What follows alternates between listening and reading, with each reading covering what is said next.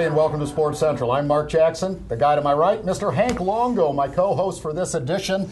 And Hank, we've got a great lineup. Yeah, it's going to be a fun show. Yeah, one of the things, there's some stuff we don't get a chance to talk about a lot. And, you know, I know you've been busy, really busy lately with the water skiing and had a little accident with dislocated elbow on a long, long jump that you made. But, yeah, but we're hanging in there. We got the Nationals coming up and getting ready for that, and a great promotion with them with USA Water Ski. So it's going to be still cool. Well, you've got the Show Ski Nationals coming up, so it's getting very busy. Yeah, going to televise that through the United States Olympic Committee, and of course today, 27th is the kickoff of the this quadrennium Olympiad. Yeah. So I can't remember what number it is, but it's a big day today. It's going to be fun to see how this Olympic goes. Yeah. See if Phelps can bring home some more medals. That's going to be one to watch for sure. Yeah, well, we got somebody to thank here. We want to thank Sunsplash Vacation Homes and Mike Eckersley, all he does, and he is so supportive during these ski tournaments for us, and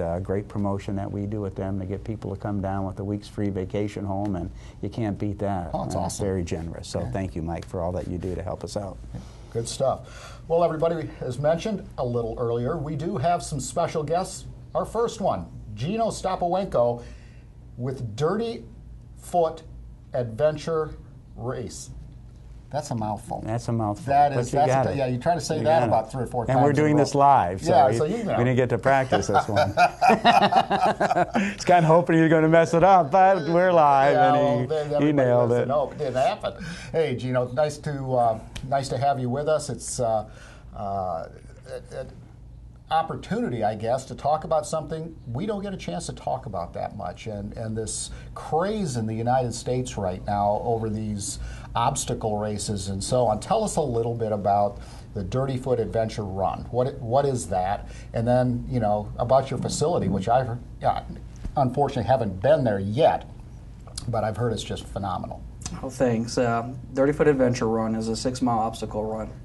Mm-hmm. We do have a competitive wave for those that are real serious about running and trying to get a good score, a good time. And then we have about 8 other ways that you just come out and, you know, try to complete the course and do it. Forget about the time, but just let's finish it. Okay. 6 miles, 30-plus obstacles. Some of the obstacles many can't do. Although if you have a teammate there with the camaraderie, they'll help you over and get you across that obstacle. We have a wall that's 12 foot tall, and it's just a straight rope, and you climb the rope straight up the wall, and you get yourself over. Many was unable to complete that item last time.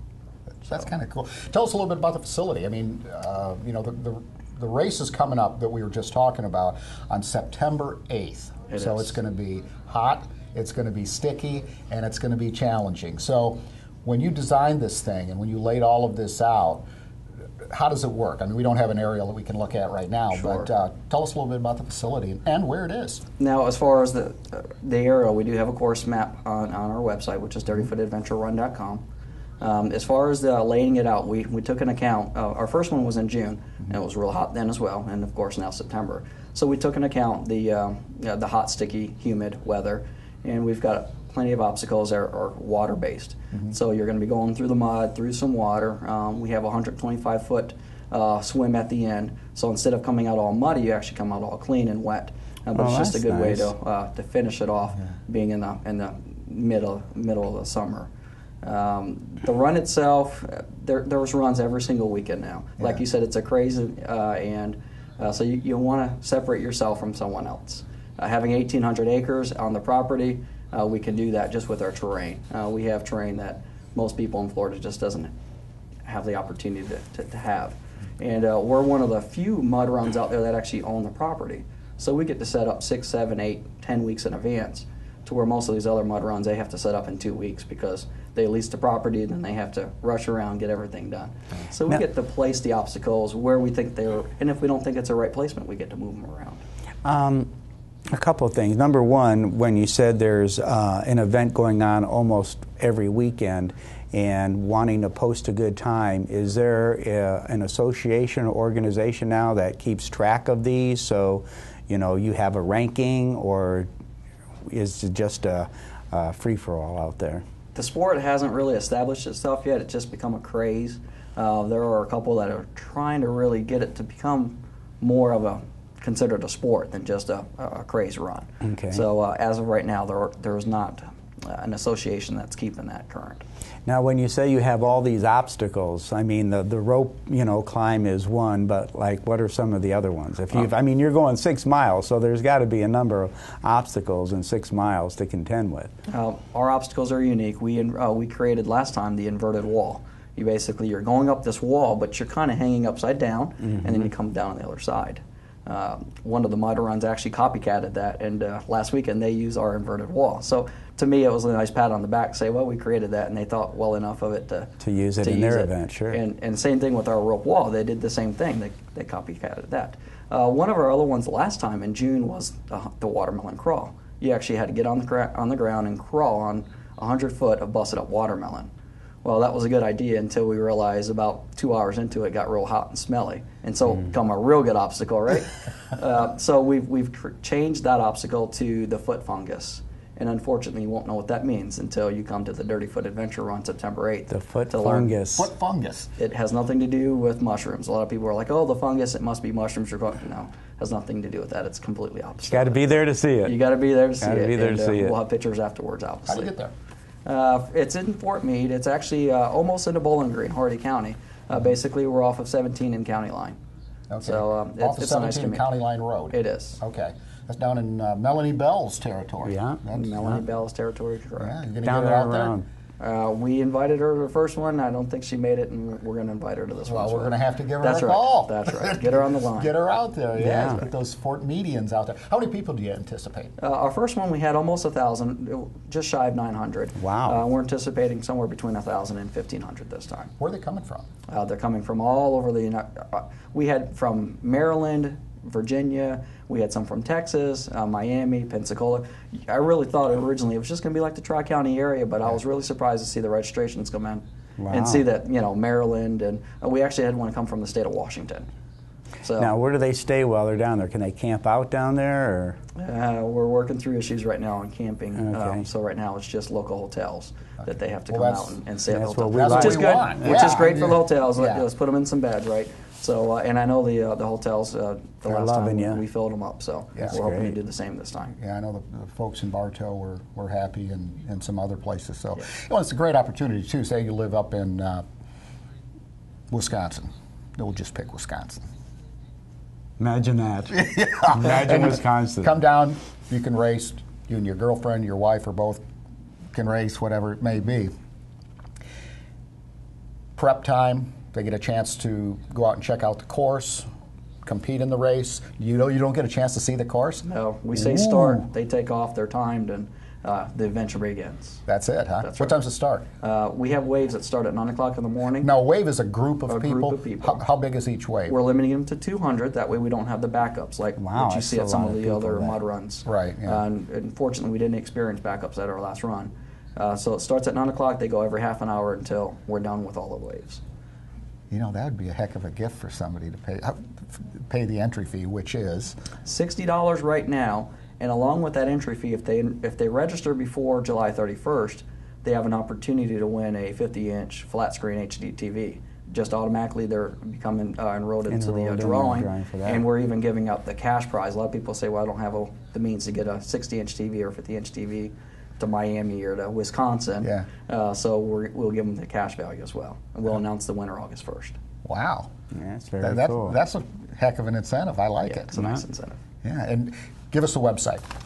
www.dirtyfootadventurerun.com. dirtyfootadventurerun.com, just the way it sounds. That's correct. Okay. Or they can go to Facebook, which is facebook.com/Dirty dirtyfootadventurerun.com. Or not .com, get rid of the .com on Facebook. And you got some cool pictures up and all that? Oh, yeah. We had Rock On pics, taking pictures. We had 18 photographers at our first one. Wow. So they can view all the pictures from the last one at rockonpics.com. Get an idea what the venue's like. What they're about to encounter. Oh, wow. Yes. You know, that would be a good thing, like for local groups like the Junior League of Winter Haven. Yes. You know, those girls could, you know, put a team together, right? You can go as a team, or is it like one team against another? Can you set that up? But that'd be an idea, though. Still individual. We looked at group timing, but a lot of them sign up just to be on a big group, and then they don't run with it. Our largest group last time was Running Commando. They wore skirts, or they were kilts. I shouldn't say skirts, but they wore kilts, and they had 58. They had 58 members on their team. Running Commando. 58 members? That's right. That's right. That's unbelievable. It's a nice group. It's a really nice group. I'm going to have to, you know. Run Commando? No. You know. I'll let you run with the Junior League winner, and maybe I'll buy you a gift certificate, and you can go with all the lovely, the lovely young ladies from the Junior League. That's some good stuff. Let's talk a little bit more about some of the other activities out there. I know you've got a motocross, a mini motocross, like a series. Isn't there 5 events or something? Yes. Since we own 1,800 acres, we wanted to open it up to do other things, and we have a 1.5 mile motocross track. It's a national style motocross track that's really getting a lot of attention from all the professional racers out there. Every single day now we have professional riders on our track. Wow. Just out practicing, getting ready for their big race the next weekend. But we've created, people have begged us, please create a series. So we created the Riding Dirty MX series, and it's a 5 race. It starts August 26th. We do August 26th and then September 2nd. And then we take all of October off, and then November 11th, November 18th, and then we finish up December 9th. For those interested in motocross racing, it's a big start for us to really get into the scene of motocross racing. You know, that's right during deer hunting season. You have to put orange on those guys, girls. We'll keep our hunters off the property at that time. That's cool. And you get some pretty good riders, pro riders, all that type of thing? Oh, yeah. Wow. We've got plenty of videos on the website and pictures, but we have jumps up that are 85 foot. So you're open every day? We're open every weekend, just Saturday and Sunday currently. Saturday, okay. Now, we do open it up for the pro riders to kind of come out and get to practice with. Because the pro riders, they don't really want to. Some of them don't mind, but you get a lot of people that want to just bug them, and so they get to come out and ride on their own and not really have the hassle if people want to talk to them. Very cool. Well, it's great. I'm gonna have to make a road trip down there and check it out. Yeah. Just take 17 straight south. Just give me a call. Okay. We'll make sure we do that before, but I got to come down and see that. That's awesome. Yeah. I know a bunch of the sports staff have been down there and checked it out, and so it's cool. Yeah, it's a great time. Okay, give us a website one more time that people can go find out more information. And of course the dates of the motocross and the other races that you've got. For the motocross part of it, it's going to be dirtyfootadventures.com or Facebook at facebook.com dirtyfootadventures. And for the running part of the property is dirtyfootadventurerun.com or facebook.com/dirtyfootadventurerun. Man. You got that right there, man. Yeah. And the dates of the series is it starts off August 26th, September 2nd, November 11th, November 18th, and December 9th will be the last one, and we'll have a banquet right after that. And open up the park to all the riders and thank them for coming out and racing with us. Great. Very, very good. Great. And they have snacks. Always have to ask that question. We always have snacks. Okay. I do want to mention that we do sponsor 2 children for the motocross racing. One is Colby Goodman. He runs in the blaster class at 24X is his number. And we just picked up Jameer Scott, which they call him Jam for short, and he's number 320, and he races on a Kawasaki 85 bike. Both great kids, great families. It's really nice to be able to give back to the community and give these children an opportunity to become somebody special. Yeah, very fantastic. Cool. Thank you, Geno. Check that out. Heading down there. Yeah. Need to. Maybe road trip. Yep. Let's go. Geno, thanks so much for joining us. Greatly appreciate it. Fantastic program and a wonderful venue. And I'm looking forward to getting down and checking it out. Thanks for having us. You're welcome. Glad for doing it.